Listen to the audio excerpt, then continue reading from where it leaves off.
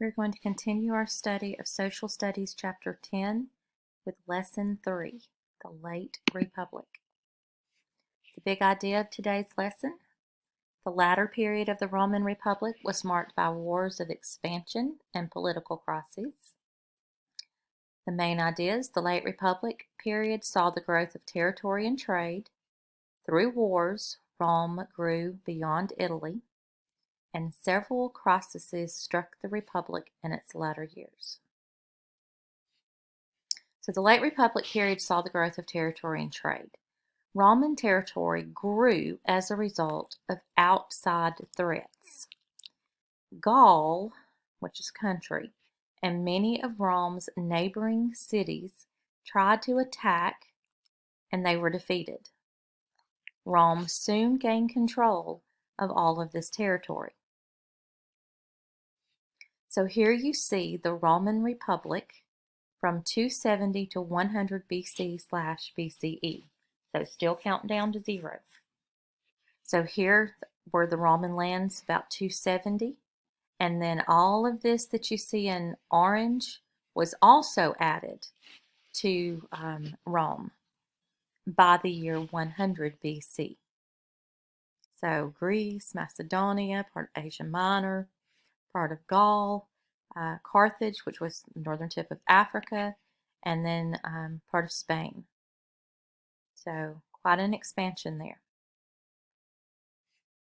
Legions. One reason for Roman success against invaders was the organization of their army into what they called legions. And these were groups of up to 6,000 soldiers. So each legion would have up to 6,000 soldiers. This organization allowed the army to be flexible. In other words, you didn't have all of your men in one area. You could divide them up. Each legion was divided into centuries, which a century, of course, is 100 years. So a century that the legion was divided up into would be a group of 100 soldiers. The Roman army could fight as one large group, or they could fight as several smaller groups. You're going to come back and you're going to watch this video. It's a little funny. Farming and trade. So as the Republic grew, many people left their farms to move to the city, to move to Rome. Wealthy farmers built large farms run by slaves in the countryside, so they had to keep up with their food supply. Rome's farmers could not grow enough food to support the entire population, and as a result, merchants brought goods to Rome, which increased trade. Okay, so it all goes back to being able to feed your people. So through the wars, of course, Rome grew beyond Italy. As Rome's power grew, other countries came to see it as a threat to their power, and so they declared war on Rome. After defeating its opponents, Rome gained territory all throughout the Mediterranean, which is what you saw on the previous map. So one of these, Rome battles Carthage. Remember, Carthage is the northeast tip of Africa. And this would have been during the Second Punic War. If you have time when you finish all of this lesson, you're going to come back and there are 3 videos that you can watch about the Punic Wars.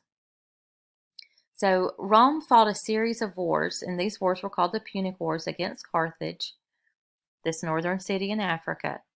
Rome first beat Carthage in Sicily when Carthage invaded, and then later a person called Hannibal tried to attack Rome itself, but he was defeated. And here's a pictorial of Hannibal. And then finally, Rome invaded Carthage, burned the city, and took control of northern Africa. In other words, Rome got tired of it. So this Hannibal, this was during the Second Punic War. He invaded Italy, as you can see on the map. So Hannibal's route is this in red. Here's the battle site. But Rome's leader, of course, sent their general Scipio to attack Carthage, which forced Hannibal to return and defend his own city. Yeah. So a little thing different about Hannibal. His forces included about 80 war elephants. So again, how would you like to see elephants marching towards you in battle? Eventually, after all of this, Hannibal was forced to flee from the city. He went to Asia. He joined with a king fighting the Romans there. That king was defeated, and Hannibal ultimately killed himself so that he would not become a Roman prisoner. So here are the 3 videos I was talking about if you have time to come back and watch.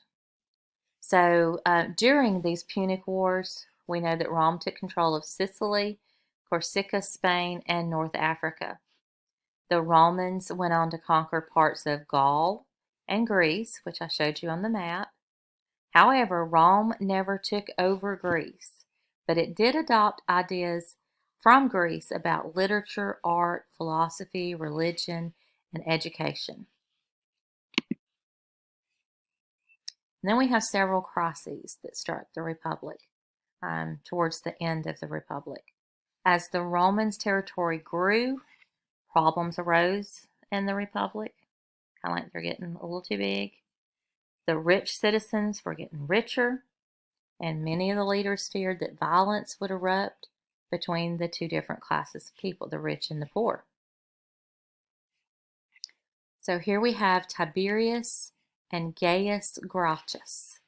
They both served as tribunes. The brothers, and they were, of course, brothers, they tried to create farms for poor Romans to keep them happy, thereby preventing rebellions. Well, in 2 separate events, wealthy citizens opposed this idea, and they started riots, and the wealthy citizens killed Tiberius and Gaius. So from this point on, people saw violence as a political weapon to use when they disagreed with leaders. If you'll kind of think back to the summer, we've kind of gone through some of this ourselves here recently. So Marius and Sulla. So Gaius Marius, he encouraged poor people to join the army in order to make up for their shortage of troops. And the loyalty of his army gave him great political power. So since he had such promise with this, Lucius Cornelius Sulla followed this example, and he sought his army support the same way that Marius had. So these 2 leaders, Marius and Sulla, started a civil war in which Sulla defeated Marius, and he became dictator. So here is Lucius Cornelius Sulla. He ruled from 138 to 78 BCE. And although the 2 eventually became enemies, see, they had civil war against each other, Sulla learned much of what he knew about military affairs from Marius. He had been an assistant to Marius before he became a consul, and Sulla had changed Rome's government forever when he became dictator, but he actually had many traditional ideas. For example, he believed the Senate should be the main ruling group in Rome, and he increased its power during his rule. So, not the typical dictator. This is the beginning of the end. So, Spartacus, I know you've heard of this. Thousands of slaves, led by Spartacus, rose up and demanded their freedom. They defeated an army sent to stop them, and they took over most of southern Italy. Eventually, though, Spartacus was killed in battle, and without him, the revolt simply fell apart. 6,000 rebellious slaves were killed as an example to others who thought they might rebel as well. So it's kind of like, see what happens if you rebel?